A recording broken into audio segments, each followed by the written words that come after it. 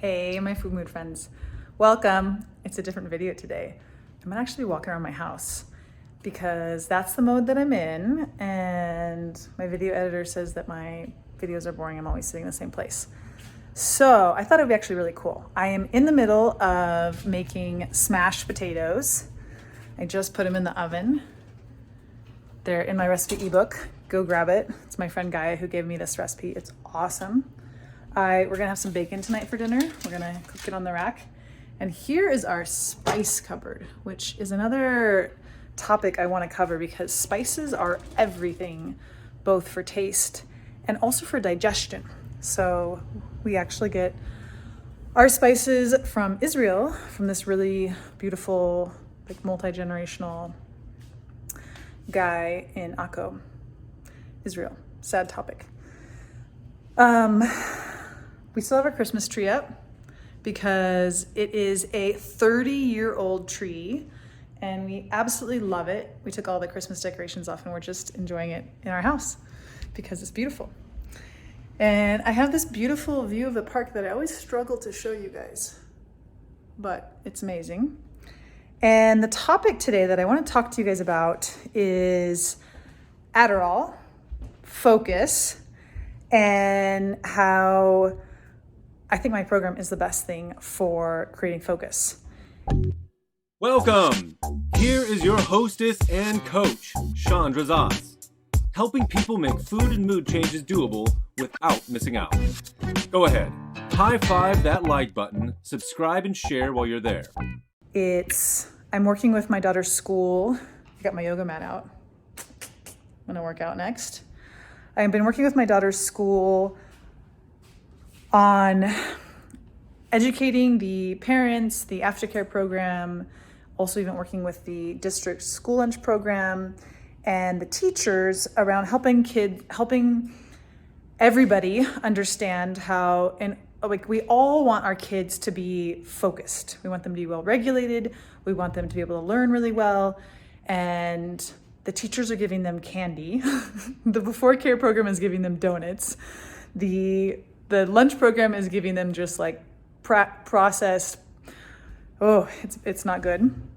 The aftercare program is giving them sugar. And then everyone's expecting them to behave themselves and to like sit in a desk and learn. And it's like, there's a really great website, Sugar Proof Kids, that really talks a lot about the science behind focus and sugar and the problems, especially with obviously kids. So I've been really working a lot on working with parents and professionals who really want their brain to be like at this high performing level. People want their kids to be able to focus and learn and do well in school. And then I also have had multiple conversations about Adderall with people who are struggling with focus and they're using Adderall to focus. Now I will totally disclose that I had I'm gonna find a spot to sit. This is our beautiful little dining room here. I love these little bar stools, but maybe I'll come sit here. So I actually love Adderall. I had a few rock star years, many years ago, like 15 something years ago, and experimented a lot with a lot of different substances and mind altering things and plant medicines and all the like. And Adderall happened to be one of my actually favorites. Hello, my friend. How are you? I'm in the Dead Sea floating in the water. Go ahead and like and share and follow so we can keep in touch. Because of this like just intense alertness, onness, energy, it's really an incredible pharmaceutical. And I had like a really dear friend, Alex, Alex, if you're listening to this video, please give a little love. We used to totally do these like focused work parties in our house. We would do like all these fun projects and just like really get stuff done. And we just had so much fun.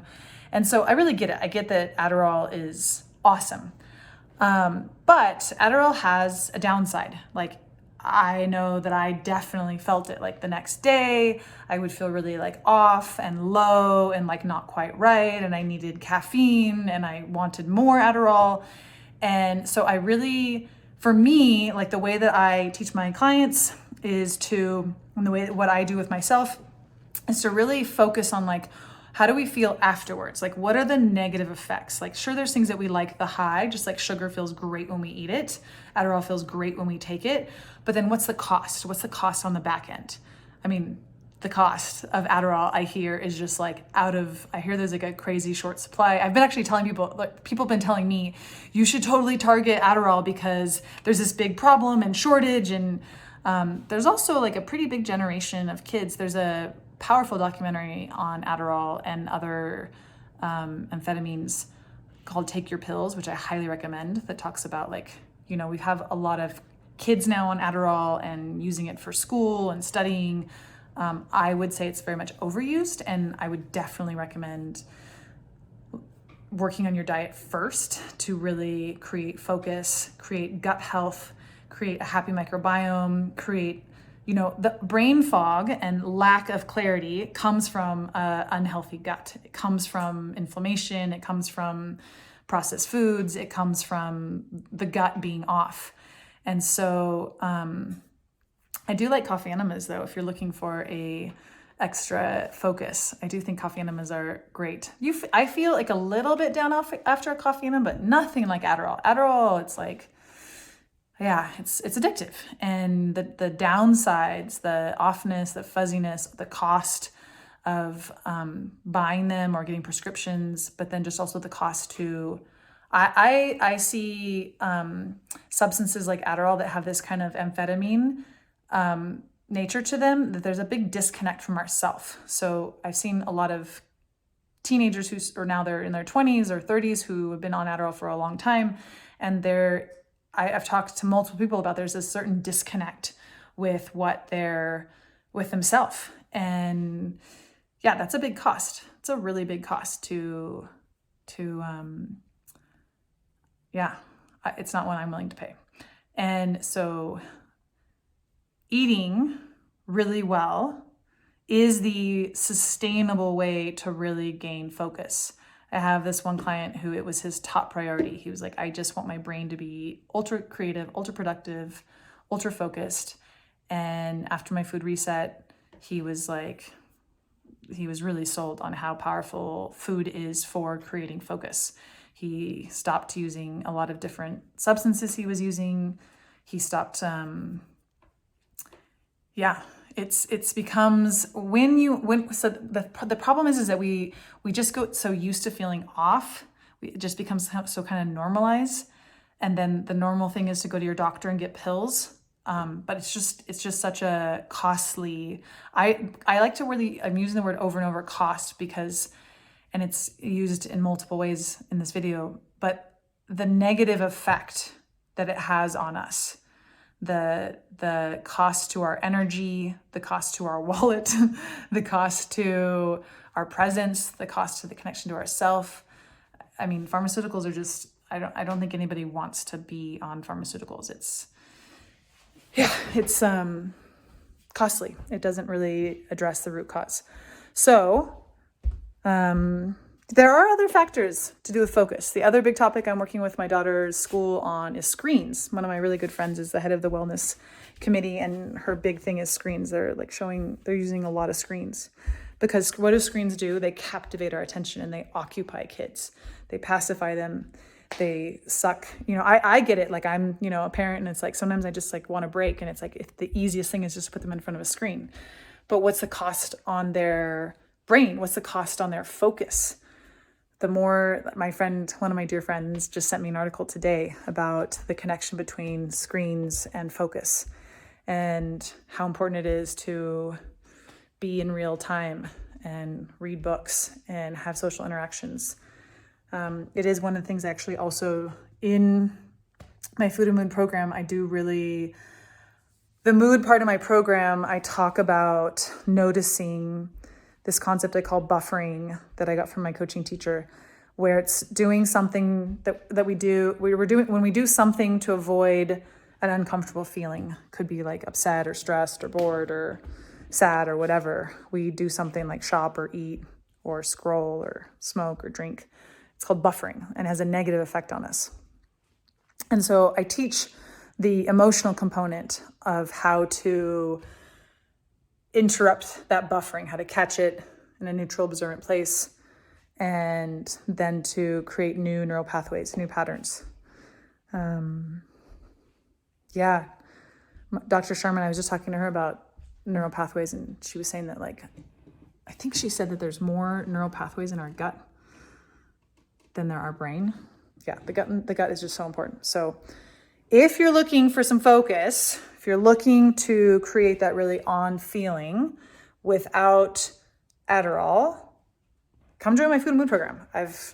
It's like proven, it's way simpler and easier than you probably think. Oh, this is one of our favorite lights. See this light? It's from, it's a Burning Man art piece. And yeah, I mean, it is literally creating this state of on, when our gut is in good shape, absorbing well, digesting well, then our brain gets to be really on and our body feels good and we have good energy and we have good clarity. And I don't know, are you sold yet? It is, I really do think that food is the baseline to human potential. I actually got a book coming out on that soon. Stay tuned for more on that. It's really exciting. But yeah, food and managing our emotions and not needing to cope and instead actually dealing with our emotions.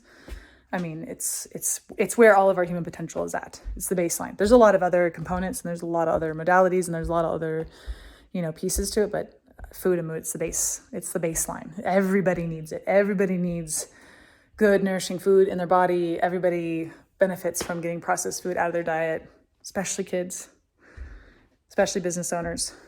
And everybody benefits from learning how to actually deal with stress instead of just cope and pacify and tolerate.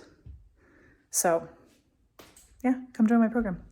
I hope you enjoyed a nice tour of my house. Those are my sheepskins. Normally it's there. We got socks. That's Khalees's job to do the socks.